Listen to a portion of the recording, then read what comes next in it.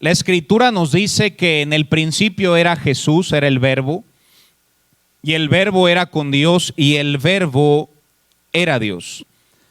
No hablaré sobre la Trinidad, pero la Trinidad siempre ha estado, está y estará, hermanos. No es que antes estaba más Dios, después estuvo más Jesús y después más el Espíritu Santo. Aunque son obras distintas, la Trinidad siempre ha estado presente porque los tres son uno. Pero el día de hoy, hermanos, en esta mañana quisiera que podamos aprender y hablar un poco sobre Jesús. Tal vez el título pudiera ser el Dios hombre. Dios se hizo hombre, hermanos. Encarnó y tomó forma a través de Jesús. El libro de Colosenses nos habla, hermanos, de cómo aquel Dios invisible se reflejó en Jesucristo. Jesús es la imagen del Dios invisible. La mayoría de los mensajes predicados o estudios hablan sobre Jesús y su divinidad, sobre su deidad, y no nos cabe la más mínima duda en esta mañana que Jesús era Dios, hermanos, amén. No somos como los testigos que creen que simplemente era un profeta. No, hermanos, Jesucristo era Dios en la carne, el Hijo de Dios, pero también fue 100% hombre. Muy poco se habla al respecto y es algo importante a comprender el por qué. Yo sé, hermanos, que a través de la Biblia Jesucristo se muestra a sí mismo como Dios, porque un hombre no pudo haber multiplicado 5 panes y 2 peces para alimentar a más de 5,000 personas. Un hombre no podía caminar sobre el mar, un hombre no podía calmar una gran tormenta, sanar enfermos, dar vista a los ciegos, resucitar a Lázaro. Hermanos, incluso en su muerte el centurión dijo, verdaderamente Él es el Hijo de Dios. No nos cabe duda sobre la deidad de Cristo, hermanos. Al tercer día resucitó con poder y Él era y seguirá siendo el Rey de Reyes y Señor de Señores, hermano. Pero estudiaremos su parte humana, que también la Escritura nos habla al respecto. Sabemos, Juan 3:16, el pasaje más conocido probablemente, y brevemente nos dice, porque de tal manera amó Dios al mundo, que ha dado a su Hijo unigénito. Jesús es el unigénito de Dios Padre. Jesús es el Hijo de Dios, pero veremos su aspecto nuevamente por humanidad que muchas veces se pasa por alto o se nos olvida. Los evangelistas, cuando digo los evangelistas hago referencia a Mateo, Marcos, Lucas, Juan. Cada uno de ellos, hermanos, nos enseña a Jesucristo de una manera distinta. Aunque es el mismo, nos lo enseña de una manera distinta. Cuando tú lees el libro de Mateo, tú vas a darte cuenta cómo Mateo presenta a Jesucristo como rey. Cuando tú vas al libro de Marcos, tú vas a comprender que Marcos nos pinta a Jesús, hermanos, como el siervo de Dios y cómo sirvió. Cuando tú vas al libro de Lucas, Lucas te muestra la humanidad de Cristo. Y cuando vamos a Juan, nos muestra a Cristo como Dios. Jesús es Dios, hombre, siervo y rey. Y en los diferentes evangelios nos muestra una parte distinta sobre Jesucristo. Hoy lo vamos a estudiar como hombre y será una tremenda enseñanza. El versículo con el que comenzamos, Juan 1:1, nos dice que en el principio era el verbo era con Dios y el verbo era Dios. Este era en el principio con Dios. Jesús no nació en el año 0. Jesús se encarnó, que es muy distinto, porque Jesucristo es eterno, hermanos. Antes de la fundación del mundo ya estaba Jesús. En el principio era con Dios. Todas las cosas por Él fueron hechas y sin Él nada de lo que ha sido hecho fue hecho. Vayamos al verso 14. Versículo 14, fíjense lo que nos dice, hermanos. Ya que el verbo, hablando de Jesús, fue hecho, ¿qué dice ahí? Por eso hablamos de la encarnación de Jesús. Sé que se usa el nacimiento, pero Jesús no nació, hermanos. Jesús es eterno. Simplemente tomó forma humana. Fue hecho carne.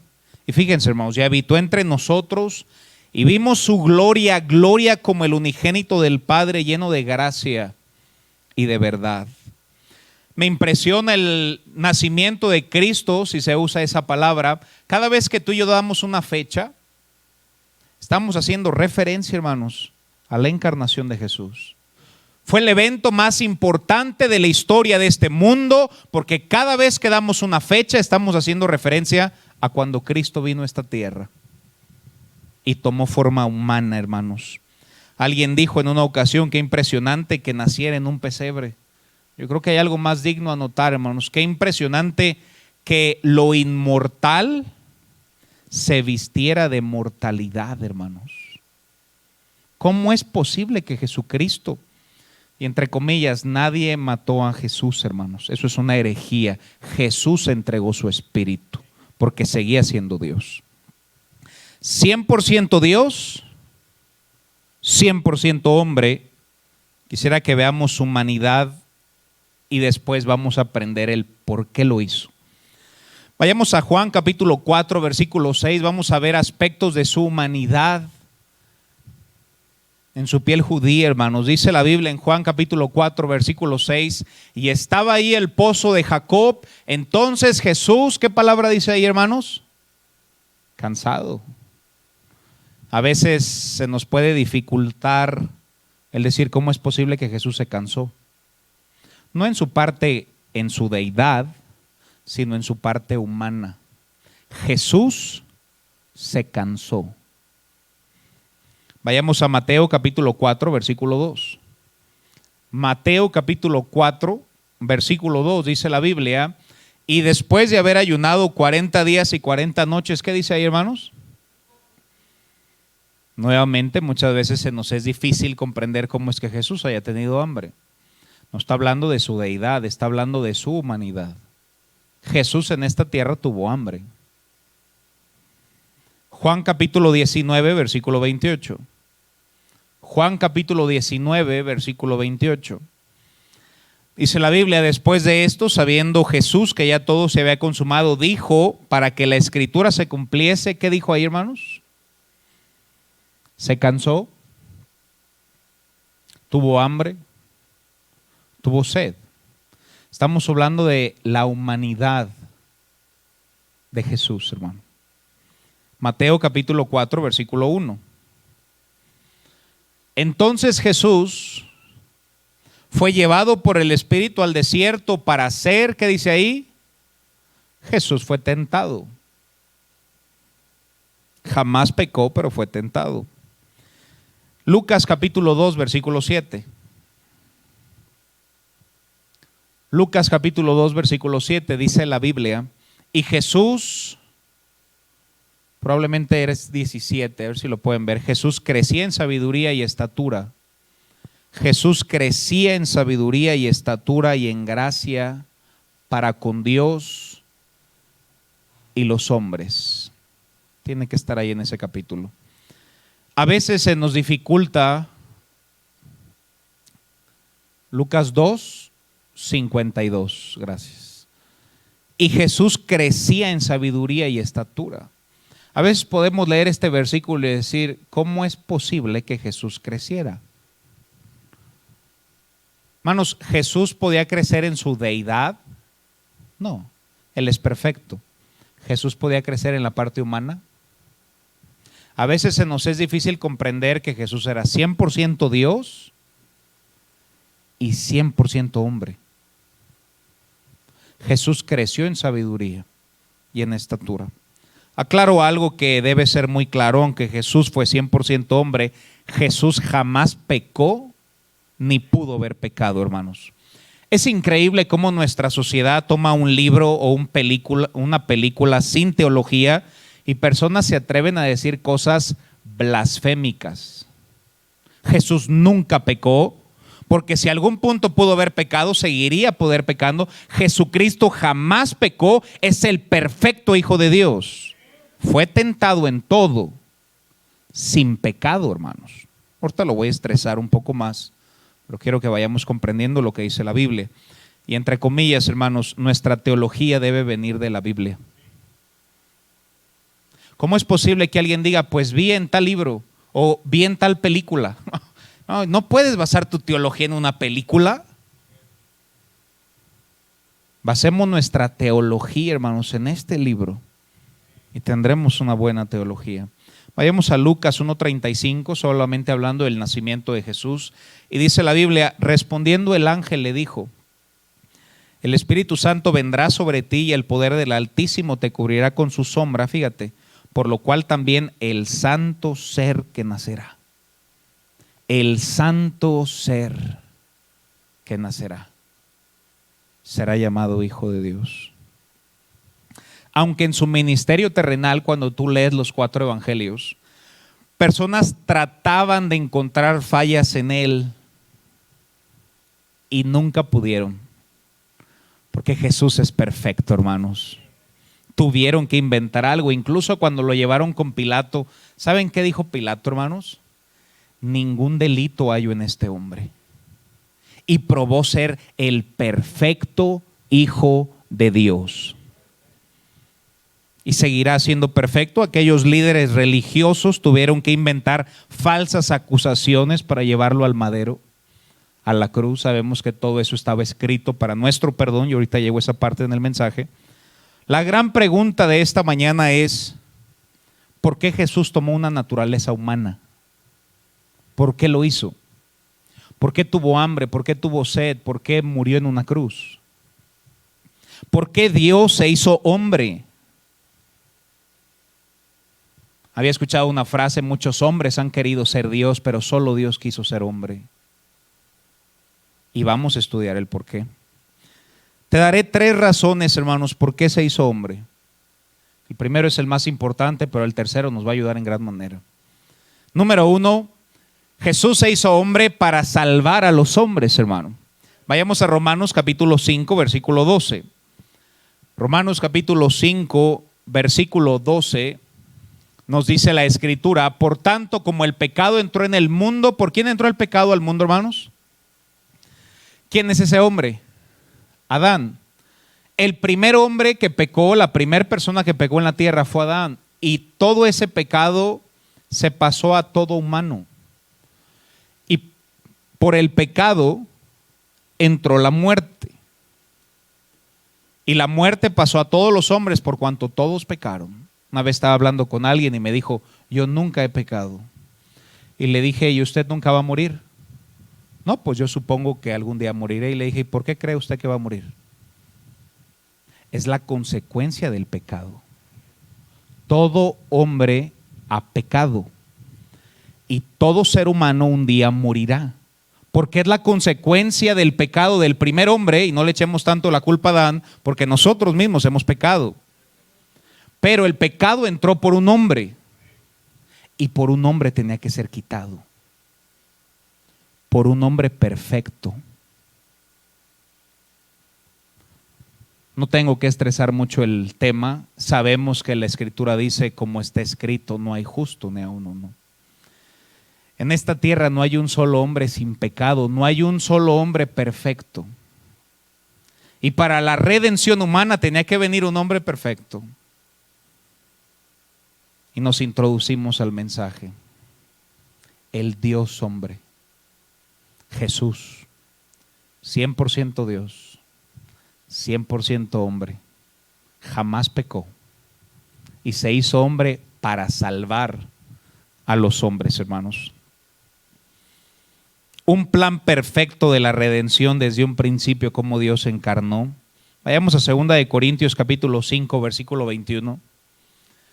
Todo ese pasaje de Romanos 5, hermanos, vale la pena que lo puedas leer ahí en tu hogar. Nos habla de cómo con un hombre pasó la muerte, tanto más con un hombre, Jesucristo, podrá venir la vida eterna. La Escritura dice: al que no conoció pecado. ¿Quién no conoció pecado, hermanos? Jesús, Cristo, jamás conoció pecado. Por nosotros lo hizo pecado, para que nosotros fuésemos hechos justicia de Dios en él. Un hombre perfecto tenía que perdonar nuestro pecado, tenía que ir a la cruz y verter su sangre. Por eso lo hizo Jesucristo, hermanos. Al que no conoció pecado, por nosotros se hizo pecado, para ser perdonados y tener la justicia de Dios, en este versículo podemos encontrar algo que le llamamos la doctrina de la justificación. Más adelante voy a hablar sobre esa doctrina. Primera de Pedro capítulo 2 versículo 22. Primera de Pedro capítulo 2 versículo 22 dice la Biblia: el cual no hizo pecado, ni se halló engaño en su boca, quien cuando le maldecían no respondía con maldición, cuando padecía no amenazaba, sino encomendaba la causa al que juzga justamente. Fíjense, hermanos, siguiente: quien llevó él mismo nuestros pecados en su cuerpo sobre el madero. ¿Te das cuenta, hermanos, que Jesús llevó nuestros pecados a la cruz? Y dice la Biblia, para que nosotros, estando muertos al pecado, vivamos a la justicia, nuevamente la doctrina de la justificación, y por cuya herida fuiste sanado. ¿Qué es la justificación, hermano? Supongamos que estamos en un caso, para hacerlo más fácil de entender. Está aquí la persona que está acusando y aquí está el acusado. El juez es Dios. Y llegan con Dios, el acusador es Satanás, hermanos, y dice: mira, él ha pecado, él ha hecho esto, y tú simplemente agachas la cabeza porque todos somos pecadores. Y en eso entra alguien que dice: pero yo me pongo en su lugar. Esa es la doctrina de la justificación, hermanos. Y Él muere en nuestro lugar. Y el juez, antes de decir culpable, Jesús dice: yo pago por él. Jesús pagó nuestros pecados en la cruz, hermanos. Es por eso que vamos a ir al cielo. Si pusiéramos 3 personas enfrente de nosotros y les hiciéramos una pregunta, y la pregunta fuese: ¿por qué vas a ir tú al cielo? Uno de ellos es un musulmán, uno es un judío y uno es un cristiano. Si le preguntamos al musulmán: ¿por qué vas a ir al cielo? Él te va a decir: pues ya leí todo el Corán y ya tomé el viaje santo, ya fui a Arabia Saudita, ya fui a ver la tumba de mi profeta. Yo me voy a ir al cielo.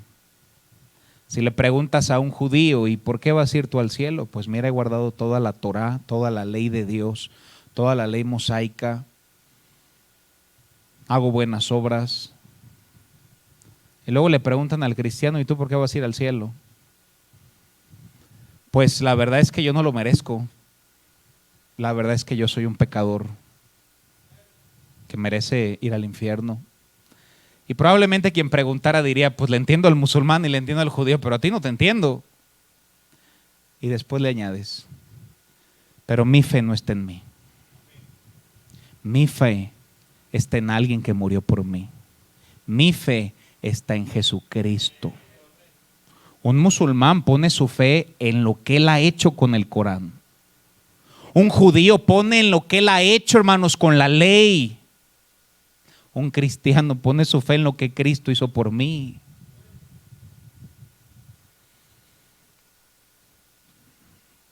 Vayamos a Génesis 3:21. Sabemos que Adán pecó y es echado fuera del huerto y después tenía que morir. Dentro de la misericordia de Dios, hermano, dice la Biblia: y Jehová Dios hizo al hombre y a su mujer túnicas. ¿Recuerdan por qué hizo las túnicas? Porque estaban desnudos y porque habían pecado, y en la misericordia de Dios, hermano, Dios los vistió con pieles de animales.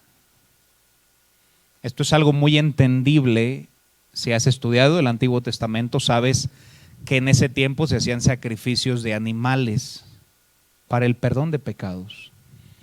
Y lo más probable es que Dios le enseñó al primer hombre, Adán, cómo tenía que hacer esos sacrificios. Dependiendo del pecado, era distinto animal. Puedes estudiar el Antiguo Testamento, y así lo era. Vayamos a Hebreos capítulo 10, versículo 4. Todo eso lo puedes ver en la luz del Antiguo Testamento. Y ellos ya tenían la idea de que se sacrificaba para el perdón.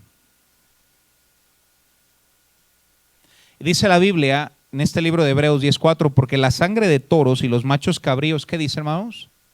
No puede quitar los pecados. En el Antiguo Testamento hacían sacrificios de un animal para el perdón de pecados, pero todo estaba puesto a que iba a venir un cordero, que iba a haber un último sacrificio perfecto para el perdón de los pecados. Alguien vendría 100% Dios, 100% hombre, que sería un cordero sin mancha, hablando de, hermanos, la perfección humana que tuvo Cristo, y que Él sería el sacrificio por nosotros. ¿Recuerdan que Juan el Bautista dijo: he aquí el cordero que quita el pecado? Vayamos a Hebreos 2:17. Hebreos capítulo 2, versículo 17. Dice la Biblia: por lo cual, fíjense, hermanos, qué versículo, debía ser en todo semejante a sus hermanos. En todo semejante a sus hermanos se hizo hombre, para venir a ser misericordioso y fiel sumo sacerdote en lo que a Dios se refiere. Fíjense para qué lo hizo: para expiar, para perdonar los pecados del pueblo. Él se hizo semejante a nosotros para poder perdonar nuestros pecados. Se hizo hombre para perdonar a los hombres. Hebreos capítulo 9, versículo 11. Cuando Él dio su vida por nosotros, hermanos, Jesucristo se hizo nuestro sacerdote y mediador. Ahorita lo voy a explicar. Dice la Biblia: pero estando ya presente Cristo, sumo sacerdote de los bienes venideros, por el más amplio y más perfecto tabernáculo no hecho de manos, es decir, no de esta creación, y no por sangre de machos cabríos ni de becerros, como se perdonaba el pecado en el Antiguo Testamento a través de un sacrificio animal. Dice la Biblia: ya no sería por machos cabríos ni de becerros, sino por su propia sangre. Entró una vez para siempre en el lugar santísimo, habiendo obtenido, ¿qué obtuvo, hermanos, al morir por nosotros? Eterna redención. Todos los que predican que la salvación se pierde son unos antibíblicos, hermano. Porque si se perdiera Cristo, tendría que volver a morir para perdonar los pecados. Cristo murió una vez para siempre, dándonos una eterna redención. Y dice la Biblia: porque, fíjense adelante, porque si la sangre de toros y de los machos cabríos y las cenizas de la becerra rociados a los inmundos santifican para la purificación de la carne. Dice la Biblia: si en el Antiguo Testamento el sacrificio podía perdonar sus pecados, ¿cuánto más el sacrificio perfecto del unigénito de Dios, hermano? Santifica para la purificación de la carne. Dice la Biblia más adelante: más cuánto más la sangre de Cristo, el cual mediante el Espíritu eterno se ofreció a sí mismo sin mancha a Dios, limpiará vuestras conciencias de obras muertas para que sirváis al Dios vivo. Así que por eso es mediador de un nuevo pacto. Nuestra salvación está en Cristo. Voy a aterrizar la idea mucho más. Vayamos a primera de Timoteo capítulo 2, versículo 5. Al Jesús dar su vida por nosotros, hermanos, en el Antiguo Testamento iban con el sacerdote, presentaba ese holocausto a Dios y lo hacía una vez al año. Jesucristo es nuestro sacerdote que se entregó a sí mismo, y no una vez al año, se entregó una vez para siempre, hermanos. Sacrificio perfecto. Y se convirtió en nuestro sacerdote y en nuestro mediador. Fíjense qué versículo, hermanos. Este versículo debe estar subrayado en sus Biblias. Porque hay un solo Dios y un solo mediador entre Dios y los hombres: Jesucristo hombre. Por eso es que tú y yo ya no nos metemos a una cajita y le confesamos nuestro pecado a un hombre, porque un hombre no nos puede perdonar. Solamente hay uno que nos puede perdonar y podemos ir directamente con Él, hermanos. Y para aquellos que dicen: bueno, pero yo tengo tal mediador, Y hermanos, he escuchado personas que dicen tantas cosas y dicen, no, mira, es que es como si fueras a una fábrica, pero conoces al gerente y el gerente te acerca. Hermano, el dueño es nuestro Padre. No necesitamos ningún mediador, hermano. Y nuestro mediador es Jesucristo. Por eso no le pedimos a una imagen, hermano. Por eso no le pedimos a un rosario. Por eso no le pedimos a nadie, porque yo puedo ir directamente con mi oración a Dios y Jesús, hermanos, es mi mediador entre Dios y yo. No te emociones, hermano. Gloria a Dios por eso. Ahora, punto número 1, ¿por qué Jesús se hizo hombre? Para salvar a los hombres. Segunda razón, ¿por qué Jesús se hizo hombre? Hermanos, para dejarnos un ejemplo. Si lo único, y sé que hay un himno hermoso que en inglés dice Born to Die, Él nació para morir, y es cierto ese himno. Pero no solo murió porque el Evangelio nos deja muchas historias más de Cristo, sino solamente nos hubiera dejado la historia de la cruz. Vayamos a Juan capítulo 8, versículo 29. Juan capítulo 8, versículo 29, fíjense lo que dice la Biblia. Porque el que me envió, Dios envió a Jesús, conmigo está, y no me ha dejado solo el Padre, fíjense hermanos, porque yo hago, ¿qué dice ahí? Siempre lo que le agrada. Jesús, en su ministerio, 100% Dios, 100% hombre, siempre hizo todo lo que agradaba a Dios. Nuestra salvación no es por obras, amén, hermanos, es por la fe en Cristo. Pero si esa fe es genuina, te va a llevar a agradarle. No le estoy añadiendo a la salvación, hermanos, pero si esa fe es genuina, va a cambiar nuestra vida. Jesús dice, porque yo hago siempre lo que le agrada. Hermano, ¿por qué estamos en la iglesia esta mañana? Porque queremos agradar a Dios, hermano. ¿Por qué leemos nuestra Biblia? ¿Por qué oramos? ¿Por qué vivimos de una manera correcta, hermanos? Porque queremos agradar a Dios. Debe ser el anhelo de cada cristiano, poder hacer la voluntad de Dios aquí en la tierra. Por eso nos dice en Primera de Juan, para que sigas mis pisadas. Vayamos a Mateo capítulo 3, versículo 16. ¿Por qué se bautizó Jesús? ¿Te has puesto a preguntar por qué se bautizó Jesús, hermano? Hermanos, ¿Jesús tenía que bautizarse? Jesús no tenía que haber hecho absolutamente nada, hermanos. Desde un versículo anterior, miren lo que dice. Versículo 15. Dice la Biblia, desde el 14. Dice, mas Juan se le oponía diciendo, no, yo necesito ser bautizado por ti y tú vienes a mí a que yo te bautice. Versículo 15. Pero Jesús le respondió, deja ahora porque así conviene que cumplamos. Jesús nos dejó un ejemplo a seguir, hermano.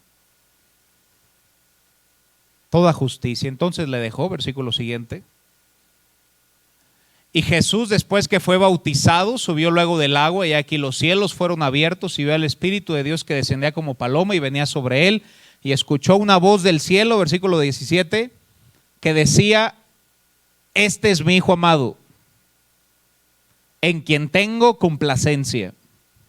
Dios se complació en la obediencia de su Hijo.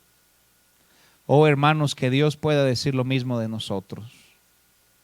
Este es mi Hijo amado, que trata de vivir de una manera piadosa, de hacer todo lo que a Dios le agrada. En Él tengo complacencia. Hermano, ¿sabes cuál debe ser una de las metas de un cristiano, hermanos? Hacer lo que a Dios le agrada. Este texto dice que Dios dijo, este es mi Hijo amado en quien tengo complacencia. Hermanos, algo importante a recalcar. ¿Qué hizo Jesús hasta Mateo 3? Porque aquí todavía no había hecho todos los milagros, no había resucitado. ¿Qué había hecho hasta aquí Jesús, hermano? ¿Predicó en una conferencia, hermanos? ¿Graduó de un instituto bíblico? ¿Hizo campañas evangelísticas? ¿Qué hizo hasta ahí? Hizo lo que Dios le pidió. ¿Cuál es el éxito de un cristiano? Hacer lo que Dios te pida que hagas, hermano. No debes encajonar en, no tengo que hacer, no, hermano, tienes que hacer lo que Dios te pide a ti que hagas. Ese es el éxito de un cristiano. Y así lo dijo Cristo, hermanos, desde que se bautizó, Él hizo lo que Dios quería que Él hiciera. El éxito de un creyente es hacer la voluntad de Dios. Recuerdo cuando estaba en el instituto en Estados Unidos, una vez me dijo un maestro, me dijo, te voy a decir cuál es la voluntad de Dios para tu vida.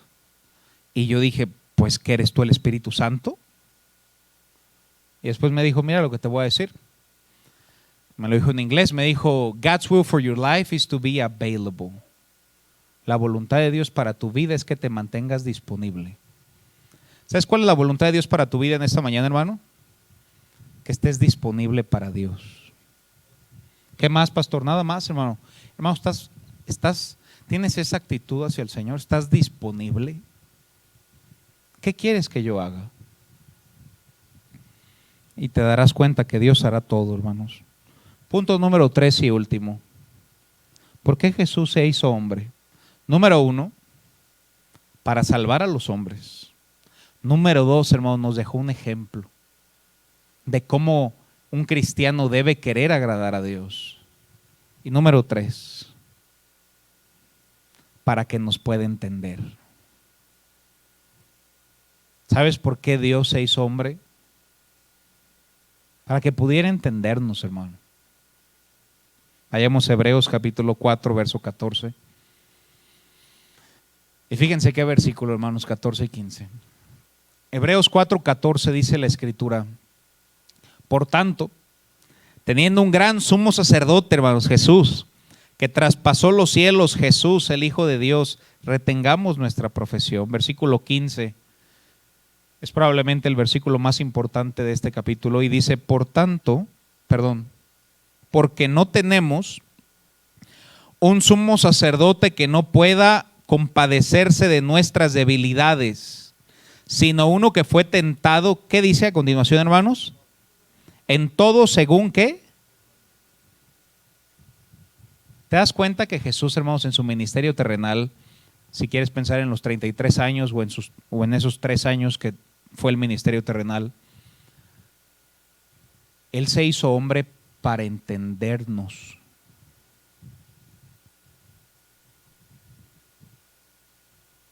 Una vez podría pensar, ¿y Dios se da cuenta cuando yo estoy triste? Es un ser santo, eterno. Se hizo hombre y sí me entiende. Todo como comencé el mensaje al decir. Dice la Biblia que no tenemos un sumo sacerdote que no pueda compadecerse de nuestra debilidad, sino uno que fue tentado en todo según nuestra semejanza. Jesucristo nos comprende cuando tal vez tú te sientas solo, que aquí nadie lo va a decir, hermano, pero la Escritura dice que Él fue desamparado en Isaías. Cuando tú sientes dolor, Jesús te entiende perfectamente porque la Biblia dice que Él fue un varón de dolores, experimentado en quebranto. Jesús nos entiende. Si un día pasas hambre, si un día pasas sed, si un día eres tentado, si un día te cansas. Hermano, ¿te das cuenta de lo que acabamos de cantar que ni siquiera lo pensamos? Por mí Jesús lloró. Hermanos, Jesús lloró. No como su parte de deidad, sino en su parte humana Él lloró. ¿Y sabes por qué? Porque te entiende a ti cuando tú lloras. Hermanos, Jesús no tenía que llorar. Pero si no hubiera sido 100% hombre, nunca nos hubiera entendido. Pero Él nos entiende cada vez que nos sentimos de esa manera. Cada vez que tenemos gozo, la Biblia habla del regocijo de Jesús. Y Él comprende nuestro gozo, hermanos, y de hecho Él completa nuestro gozo. A veces tú te atreves a platicarle a alguien y le dices, mira, me siento así y así y así. ¿Y sabes qué te responde la mayoría de la gente? Te entiendo. Cuando muchas veces no te entiende. Simplemente lo dice por educación. ¿No te da gusto que hay uno que siempre te entiende, hermano? Y que no lo dice por educación, sino que siendo Dios se hizo hombre para entender tu humanidad. y compadecerse de ti. Se compadece, dice el texto.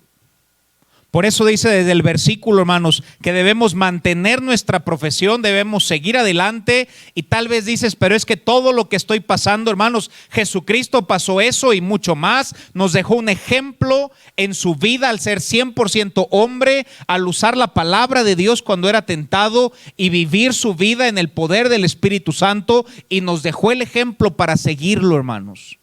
Versículo 15, cuando se acaba tus fuerzas, recuerda, hermano, no tenemos un sumo sacerdote que no pueda compadecerse de nuestras debilidades, sino uno que fue tentado, hermanos, y él se compadece. No dice tiene lástima, no, dice me compadezco. Yo sé lo que sientes, yo mismo lo sentí. Me compadezco y te ayudo. Me compadezco y te entiendo. Me compadezco y te exhorto. Y es ahí cuando comprendemos, hermanos, lo que Jesús dijo en su ministerio terrenal, cuando dijo, les conviene que me vaya, porque yo rogaré al Padre y os dará otro consolador, el Paracletos, el Espíritu Santo, uno que estará con vosotros para siempre, hermanos.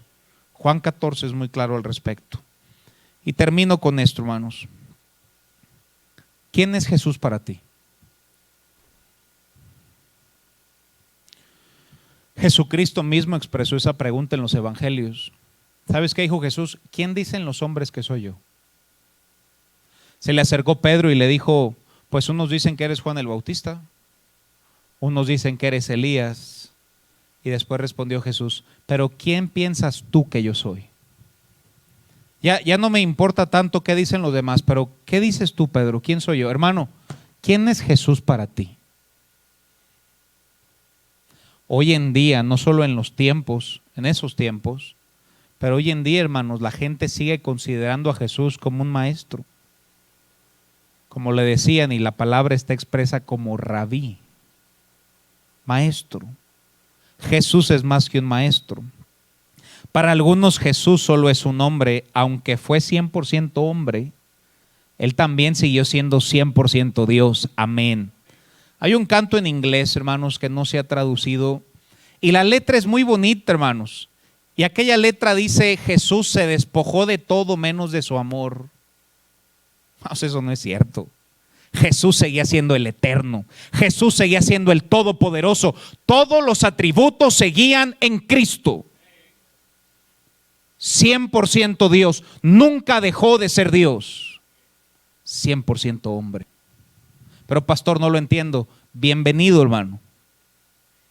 Creemos lo que este libro dice por fe. 100% Dios, 100% hombre. Se hizo hombre para salvar a los hombres. Se hizo hombre para dejarnos un ejemplo que en esta vida sí se puede llevar la vida cristiana a través de su Santo Espíritu. Y número 3, porque Él me entiende y se compadece en mis debilidades. No nos cabe más que decir que gloria a Dios por Cristo. Y pregúntate, ¿quién es Jesús para mí? ¿Es solo un maestro? ¿Es solo un hombre? ¿Es solo mi Salvador? Gloria a Dios que es mi Salvador. Pero Él es tu Señor, hermano. Y esto es todo un mensaje en sí mismo, pero simplemente para que lo medites. ¿Es Jesús el Señor de tu vida? La Biblia dice, ¿por qué me llamas Señor, Señor, si no haces lo que te pido? Para algunos solamente llega en Salvador y gloria a Dios, vamos a ir al cielo, pero haz a Jesús el Señor de tu vida, hermano. Lo que Él quiera que nosotros podamos hacer. Mediten esto esta semana, hermanos. ¿Quién es Jesús para ti? No para este mundo incrédulo, pero ¿quién es Jesús para ti de una manera personal? Vamos a cerrar nuestros ojos y vamos a orar. Mientras el piano comienza a tocar,